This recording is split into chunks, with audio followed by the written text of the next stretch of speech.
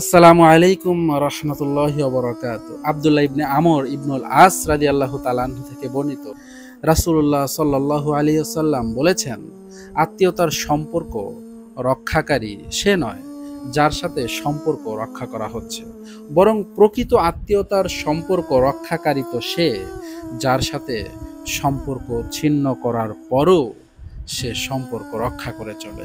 হাফেজ ইবনে হাজার আসকালী রহিমাহুল্লাহ বলেন, এক্ষেত্রে তিনটি ভাগ রয়েছে।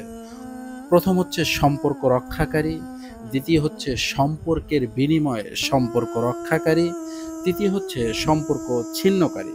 তো সম্পর্ক রক্ষাকারী হলো সে যে অন্যকে প্রাধান্য দেয় যদিও তাকে প্রাধান্য দেওয়া হয় না। মানে সে নিজের পক্ষ থেকে অন্যের সাথে সম্পর্ক বজায় রাখে যদিও তার সাথে সম্পর্ক ছিন্ন করা হয়। সম্পর্কের বিনিময়ে সম্পর্ক রক্ষাকারী অর্থাৎ সে নিজের পক্ষ থেকে কারোর সাথে সম্পর্ক ঠিক করতে যায় না, বরং তার সাথে যারা সম্পর্ক রাখে সেও তাদের সাথে সম্পর্ক রাখে।